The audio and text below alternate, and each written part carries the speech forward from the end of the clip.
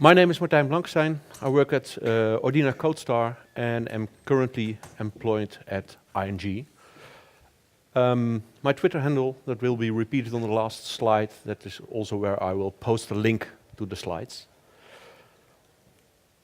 The roadmap for today is basically going to be why this talk, what's the reason to give this talk. I'm going to do a short dive into event sourcing and CQRS. Who has worked with event sourcing or knows about event sourcing? Yeah, a bit is good enough.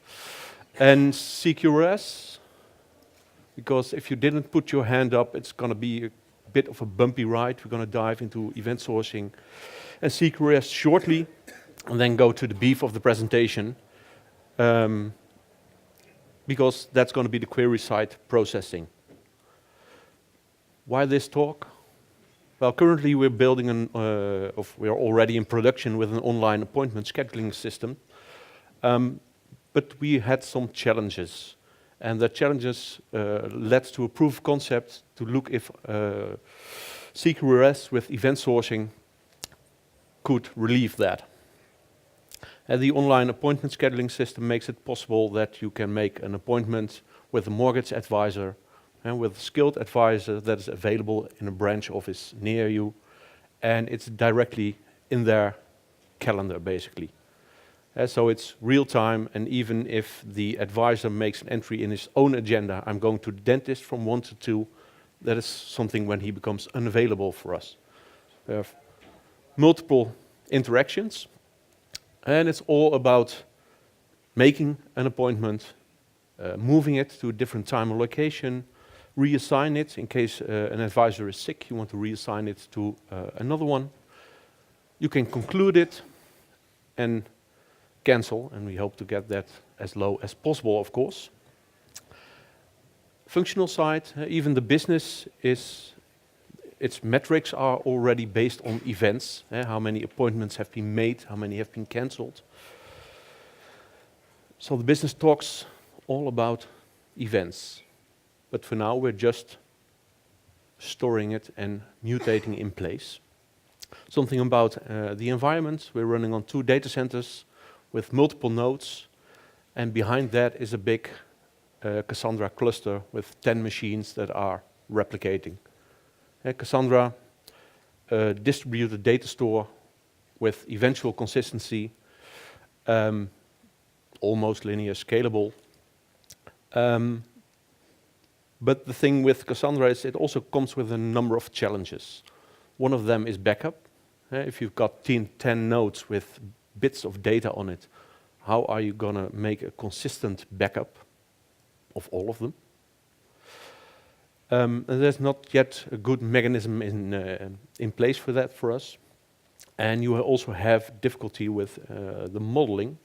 If you look at relational data stores, you have a nice relational normalized model, and Cassandra says, well, basically you model your tables after your queries.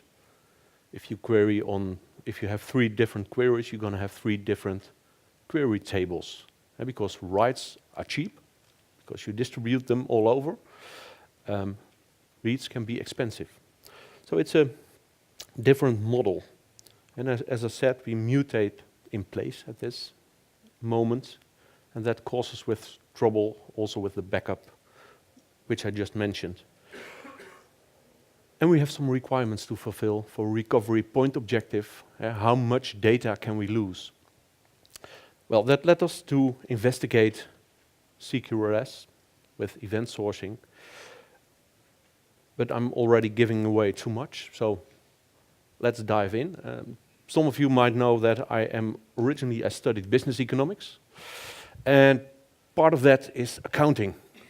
And if you do accounting, and we do that already from before 2000, before Christ, you do not alter the books. It's difficult in clay and paper. These days it's easy to modify the books, and they are already doing that if you read the news. But it's bad practice, and it's also should be, with some system, should be bad practice for us too, because we are actively destroying information. And we only have the current state. We don't know how we came there, because we've thrown that away. So that is the lesson from accounting. You do not alter the books. If you do something wrong, you make a compensating transaction. If there's a booking of 1,000 euros that is wrong, you have a compensating transaction. Say, okay, I book that 1,000 euros back. That is basically the whole idea behind event sourcing. Ensuring that all changes to application states are stored as a sequence of events, and you replay the events to get to the current state. You do not save the current state. It comes from the events. And what is an event? Well, it is a fact. That's not something that is going to happen. It's a fact, it's a statement.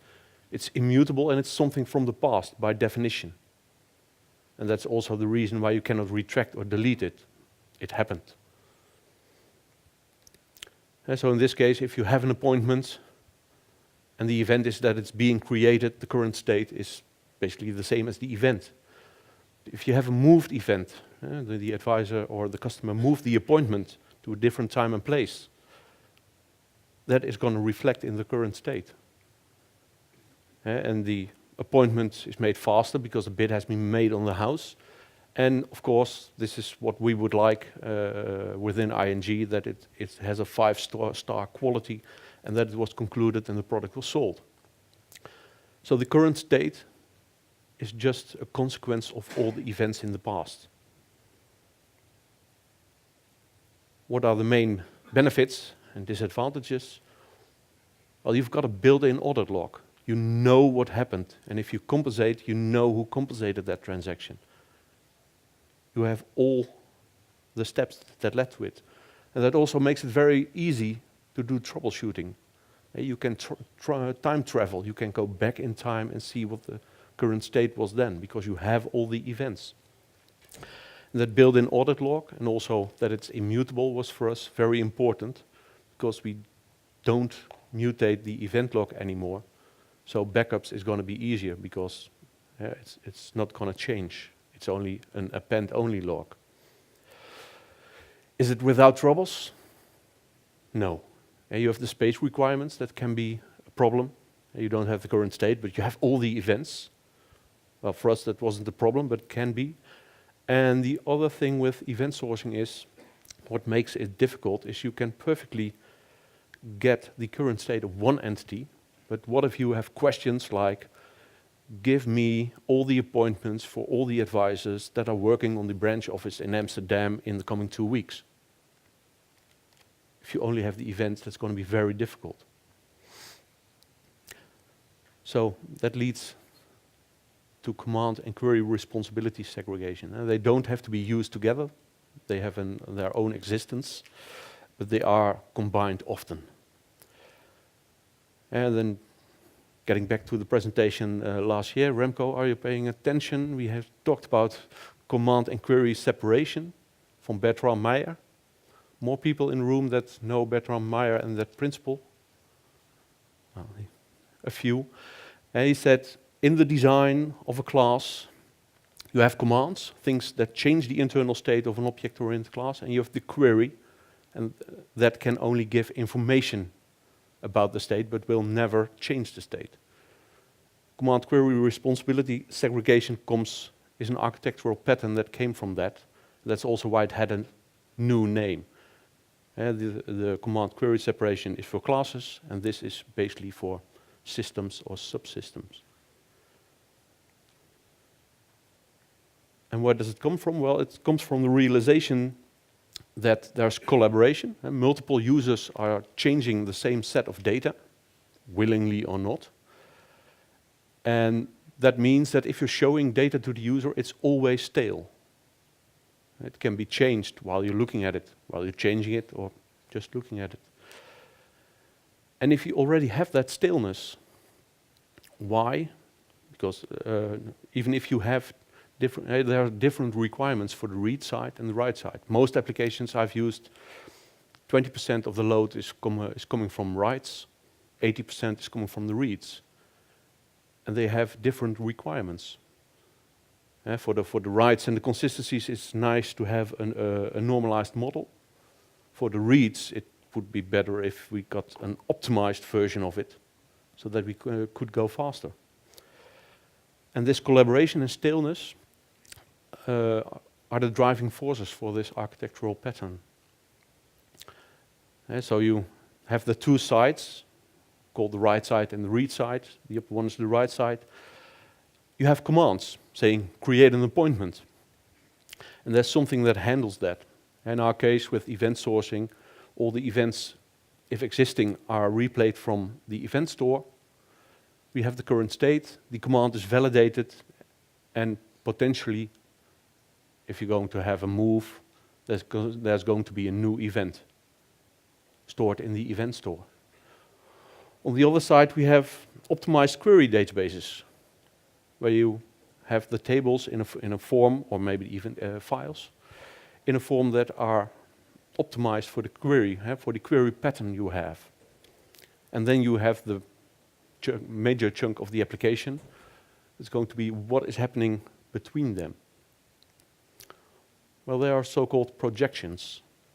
You have something, a projector or event processing, that takes all the events and molds them in a form that is optimized for the query side. And for different queries database, you will have different projectors. And that's where we're going to focus on today. And what are very shortly, the advantages of CQRS with event sourcing? Well, you can scale your read and write independently. You can even deploy them on different platforms if you want, completely separated.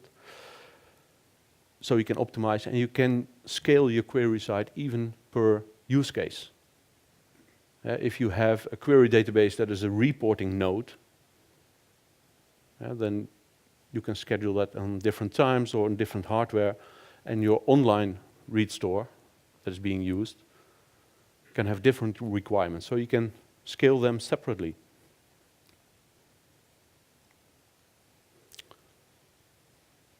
And I said a short introduction of event sourcing and CQRS, and that's it. And then came the point we had to make some choices.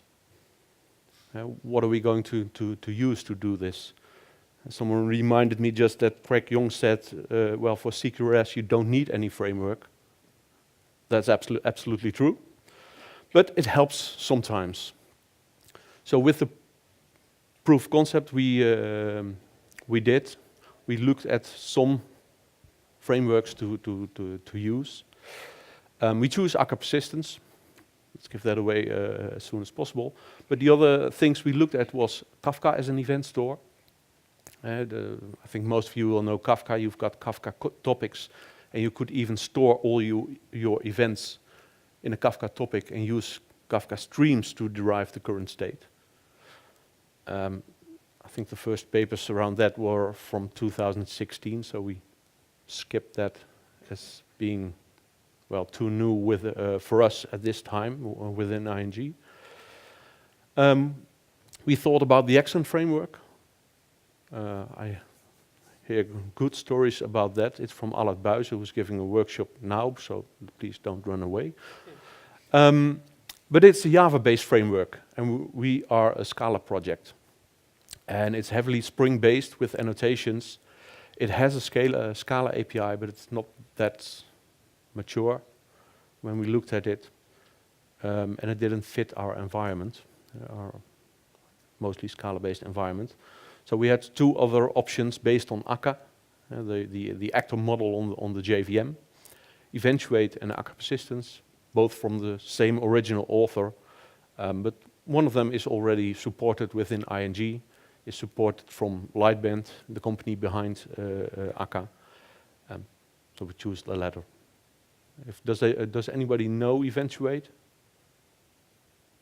Well, it chooses, it chooses basically more the availability side, and Akka Persistence focus more on the consistency side. And we're still a bank. So we can take some eventual consistency, which we will see later, but some is enough. Akka Persistence, so we're now going to give a brief introduction on the right side of the application, and then we can get to the beef of the application. Akka Persistence is an extension to Akka. Akka is based upon the actor model. Everything is asynchronous. Everything is about message passing. You don't share state.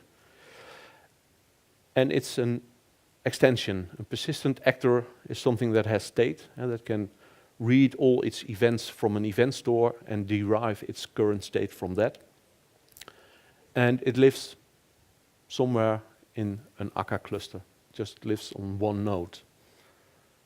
I'll come to that. And the other part is you have the journal. It's agnostic towards the data store. So there are a couple of implementations, file-based, which I will demo in a couple of minutes. And also the most mature journal plugin is the Cassandra plugin, and that fits our current database perfectly. And it's in that sense also logical, because Cassandra is optimized for writes, and basically events are just append-only logs. So it's a nice match.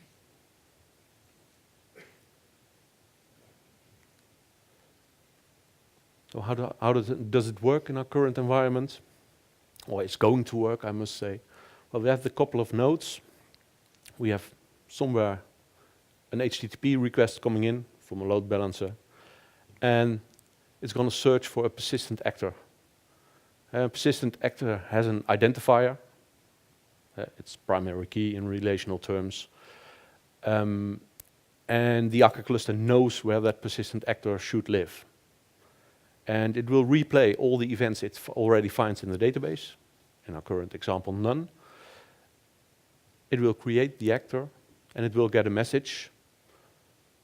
Probably create appointment, because that's the only thing to get a new persistent actor with. It validates it, and if it's correct, the event is going to be stored in Cassandra on a couple of replicas. You can all data in Cassandra is replicated for a configurable instances. So Cassandra will take care of replicating those events within a number of instances within your cluster. So then you're done, basically, for the right side. The event is in the event store. And how does that even look? I'm always a practical guy. I think, okay, nice, but how does it look? How does it store it? And it also tells you something about the concepts. If you look at what is the key, that is the persistence ID. That is the identifier. There's something called a partition. And together that's the partition key. So Cassandra knows on which node that data lives, but we can skip over that. But there's not a lot of guarantees you get with the Cassandra plugin for Akka Persistence, but one of them is that within a persistence ID, the sequence will also always monotonically increase. No gaps. You will of course have a timestamp and a time bucket so that you can query it by date, but that's less interesting. And what if you have multiple entity types? We for now have just appointment, but we also could have advisors or rooms. That's where the tag comes in. You're always processing events for one entity type. An event processor processes just for one. So that's the tag. We're going to see that in the next demo. Is the way to differentiate between entity types. And the last three is serialization. Well, that's a whole topic on itself. You can serialize in different formats. In this case, I used the regular Java one. You shouldn't use that in production. In the end, you see the event, and that's just some binary data. So that's the right side. What are the things we have to consider for the query side? Well, first, I'm going to shortly show the API that we're using. The Akka Persistence Query API is a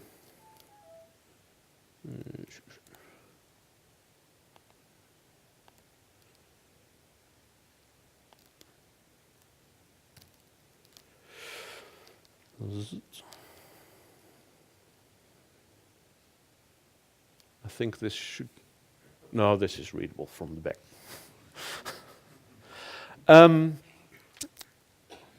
How does that API work? This is a very loosely defined API because different plugins have very different characteristics. Cassandra or file level. So what are the things we already see? Well, this is Scala, but I think it's, well, let's run through it quickly. The main method is just the main method we know in Java. An actor never lives by itself. It always lives in an actor system. So also from the query side, we're going to create an actor system. Or we can join a cluster, but for this demo, we create an actor system. And Akka Persistence, the query side, is based upon Akka streams. You basically get a stream of all the events that happened and are happening. And for that, you need an actor materializer. The first time I looked at it, it didn't make that much sense, but it became just part of the holy incantation to get it running. And the first few lines in the main method are basically getting the right side to read some stuff, or to write some stuff. So we get a persistent actor, and the bang symbol said, well, send it a message, send it a create message, send it a conclude message. So then we have events in our event store, and we're going to use the extension, persistence query. Well, it's an extension to the Akka system, so it needs the actor system itself. And I talked about different journal implementations. You're going to select one, and in this case, I'm going to use the level DB read journal. It's going to just write to file. It's easier and more safe to do for a demo than using Cassandra. And it needs a string. And that has only to do with how can I find my configuration, and I'm going to use the default configuration of that plugin. And then we get to the point where we can do some work. And I already said it's a loose API which doesn't offer that much functionality to get to it. You have one method to get all the persistent IDs in your system. You can query all the events for one persistence ID. And so that gives you a mechanism to process them all, but it's not that efficient. And what we're interested in is using the events by tag. And that means for a certain entity type, which in the tag, we want to process all old and new events. And you've got a few that says current, that basically says, well, start from a certain offset and go to the most recent one you know and then quit. But we're interested in something streaming. So we query the appointment, and it takes an offset. So you can specify from where you want to read. And in this case, we want to read from the beginning, which is also the default. So now we have a stream, a never-ending stream from the beginning of times until, well, infinitely. What are we going to do? I just had a small conversation with someone using the Axon framework. He says, I'm not having a lot to do with the Axon framework. I can do my work. And that's basically what's happening in this map method. That map method is basically when your functionality is going to be called, and you can put it in a database, you can put it in a file, you can put it anywhere. It's an event envelope that will have the event and some metadata, like what's the offset, what's the persistence ID. In this case, I'm just going to print it, and then we get to the point where we want to run the stream. We only have the declaration now, it's not running. And in this case, we say run with, and as we are not interested in the end of the stream to do something with the result, we're going to send the result to sync ignore. That's basically it. And if we are going to run it, then first two events are going to be created.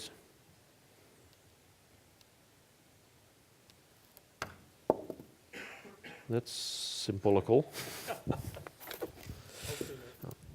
That's so you can see it.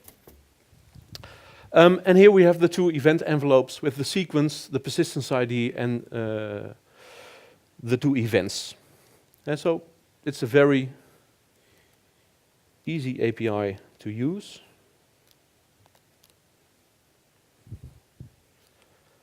But there are a lot of considerations for the read side.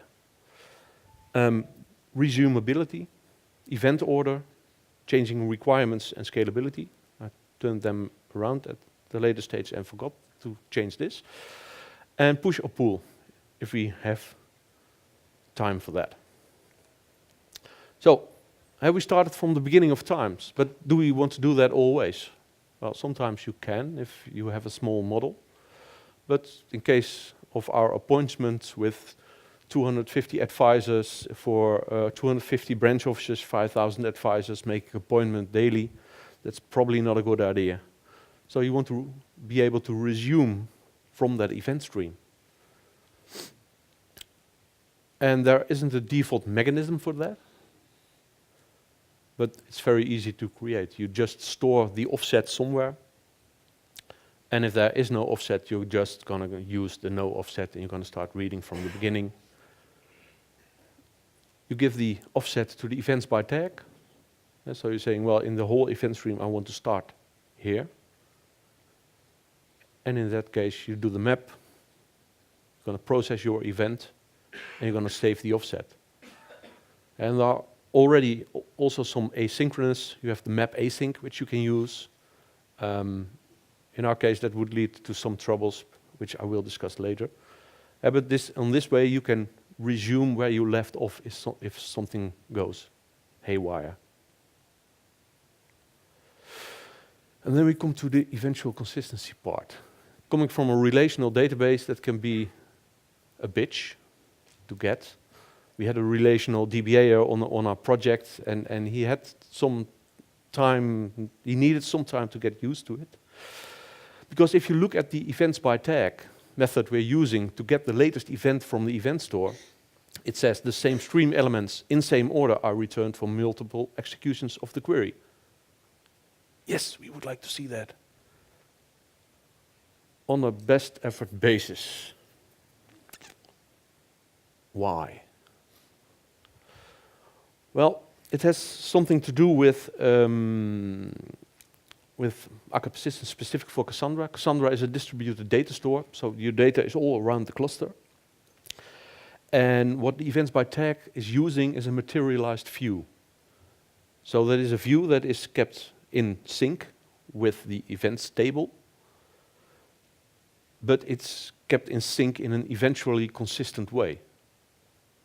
Also, that materialized view is just also the data, and it will be spread around the cluster. So if you're going to ask for it and one of the nodes is slow, you maybe get them out of order if you want to know it now.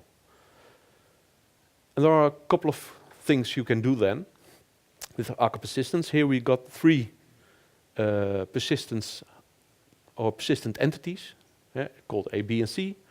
You have the beginning of their sequence on a certain timestamp, and you can delay. And you can basically ignore the latest events, and you will pick them up the next time. And in this case, you have a small window, in this instance, 100 milliseconds, that you're going to ignore event C because it was too recent. You're going to do that the next time it runs. So you're running it. You already processed A and B. And then something strange happens.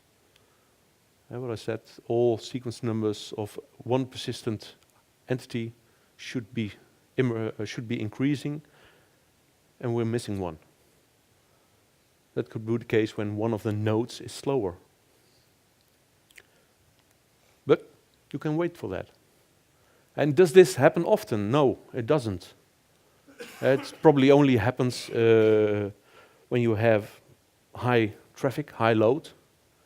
It also may happen that Cassandra is busy with itself. It's doing some administrative stuff, and some node is a bit slower.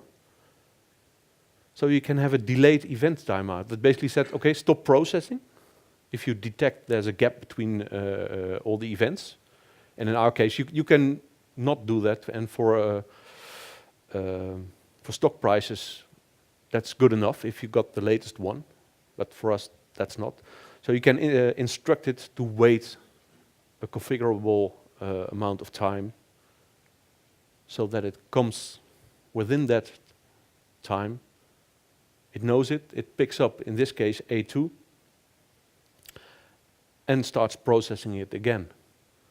So for the case, and you hope it's just once a year that this is happening, you get a bit of more latency,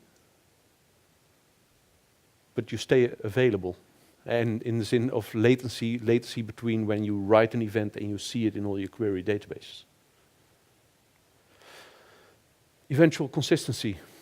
As Jonas Bonner, the founder of the Akka framework, said, no one wants eventual consistency. It's a necessary evil. It's not cool. It's useful. Sometimes. But in our case, it was. Yeah, because otherwise everything would be with eventual consistency. And as you see, it introduces complexity. So there's always the balance, says the consultant. Latency. How much latency can you accept between the writing the event and the query databases?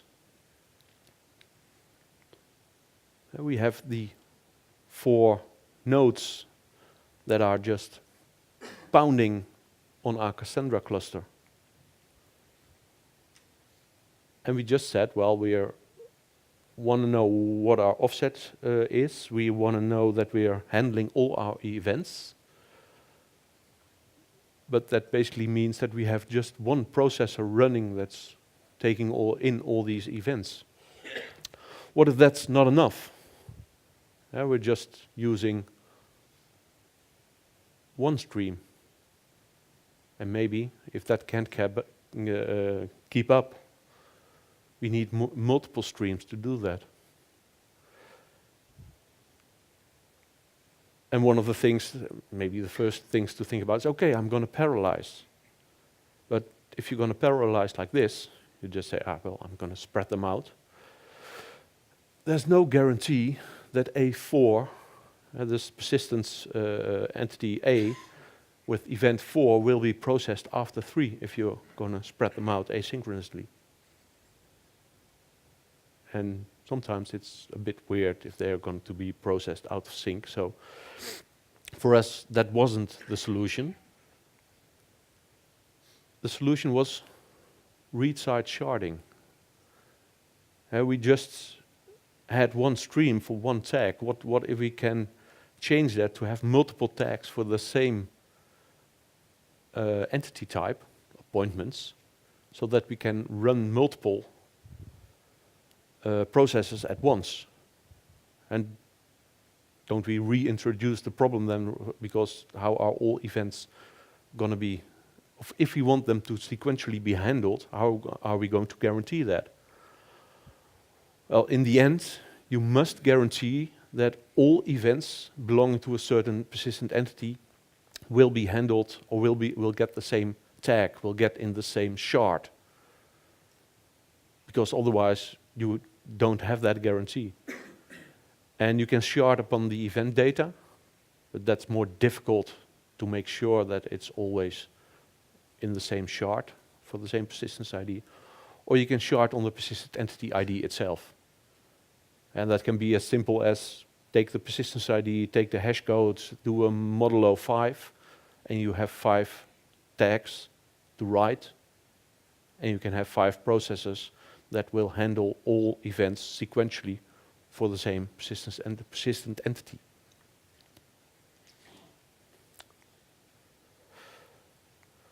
So that's for the eventual consistency and read-side sharding. The other one, well, I think I only want to see hands of those who never had changing requirements in one of its projects. Yeah. I know that one. It's not true. I know. Exactly. Requirements are always changing. And that's good. But how do we deal with that in a CQRS environment? And then especially on the processing side. Well, there is the possibility that you have a projection and you need extra data, and that data is already stored in the event store, but you haven't processed it because you didn't need it. Well, that's the easy case. Let's perfectly say, okay, I have a new and shiny projection, a new table with the fields that I need, and I'm just gonna run it from the beginning of times so that it gets up to par. The original one also follows the event stream, and then I change the application that is using the query. And they are both on par. I can switch. The nice thing is I can leave the other processing just running, because if you make a mistake, and well, we don't, but out of this room people do, then we can go back easily, because we still have that other running stream. And in the end, we just throw away that stream. That's the easy part. The other part is a very interesting paper from some Dutch guys from EVAS, I think, that is called the dark side of event sourcing. What if you don't have that simple case? What if your events need extra attributes? What if you want to introduce new event types? What if you even want whole new entity types? So new streams. How are you going to manage that? I'm going to shortly discuss how that is on the right side, what you have to do, because that's where the paper originally has as a topic. And also just look at the impact it has on the read side. And they are talking about event store upgrade techniques. And one of the techniques is called multiple versions. That's basically saying you have a version number somewhere in your event, and well, the next event has a higher version number and some extra attributes or attributes deleted. But that means that on the right side, you have to know all these versions. And Greg Young, the original, or the guy that originally, well, described CQRS, says, well, if you are going multiple versions, it's basically a new event type. Don't know for sure, but it makes it difficult, because you, in your domain logic, your business logic in the right side, you have to know all the old events forever. That can be a mighty long time. And the most preferred one, they had a model with a couple of quality characteristics, and the one that has the most point was the upcasting, in which you say, okay, I have a version stored in my database, version 1, and I introduce a version 2, then they should be what they called upcastable. You should be able to create a version 2 out of a version 1.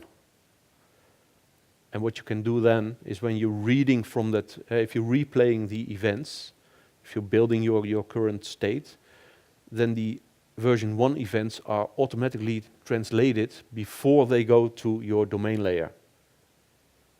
And that means that in your domain, you just know the latest version of the event. And that's nice. There are some other, the downside, if you have some mapping between, in Scala, case classes and the thing that is serialized. You still have the old events, but they are not visible anymore from your domain. So it has benefits. The third one is lazy transformation. You basically do the upcasting. If you read it, you upcast the events, but you also change the original event to the new type. Then you might say, didn't you say something about an immutable append-only log? Yes, they make the distinction between functional and technical immutability. What is an interesting concept? The first one qualifies, the first two don't change the event store, the third one does. So I don't know if I'm a big fan of that. And the other two are for more complex operations where you want maybe an event. What those do, the in-place transformation and copy-and transformation. In-place transformation changes your event store and changes all or change the necessary things in there, so it changes in place. And the copy and transformation basically takes your events and write them to a new event store in a changed format. And that way you could, in the end, merge multiple event types into one or split an event type into two, but then you're changing the event store. So basically, if you can, stick to upcasting. If that's not possible, think again, hard, and maybe choose some of the other options. But what is the impact on the query-side processing? Well, for multiple versions, it's the same. You have multiple versions that you want to, that you must handle. So you keep all the old versions in your code. You have different methods to handle the different versions.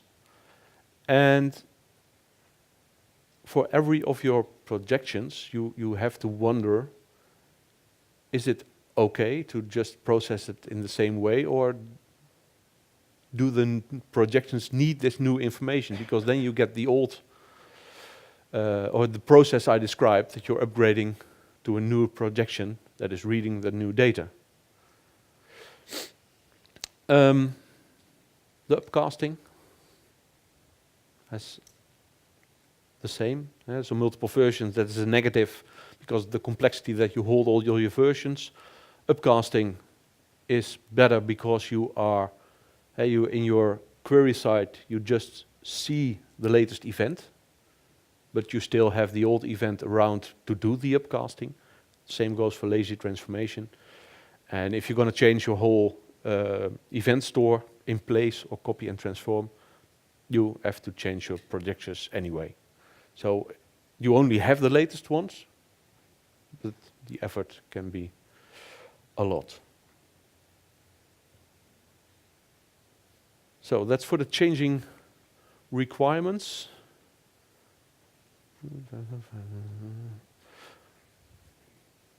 What about push and pull? You have basically two ways. You can, what we described until now is always the pull. We have a write side that could be completely decoupled from our read side. That is just using the events by tag, so to get all the events. It could be on a different system. It's nicely decoupled. If it goes down, you can restart any of the two.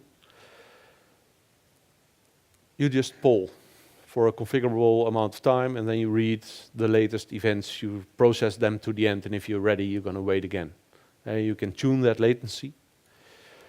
And that's the default of Akka Persistence, and probably also which you would normally use. You can, in some CQRS system, and that's not with Akka Persistence, with Axon you can push the events. But even there, they recommend the approach to have basically a tracking event processor to keep track of where you are in the event stream. Because if they are just pushing it, what if it goes down? Where were you in the stream?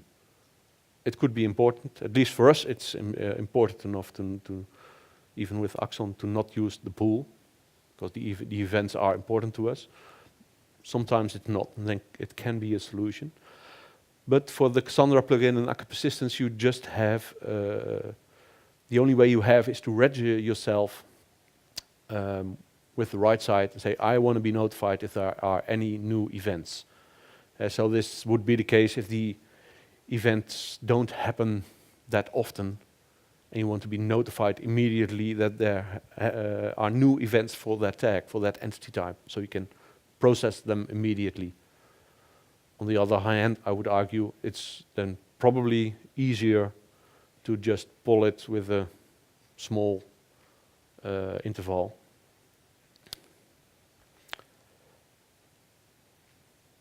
And it also requires that the event processor could run, should run in the same Akka cluster, because it should notify or should register itself with the right side and get notified within that Akka cluster.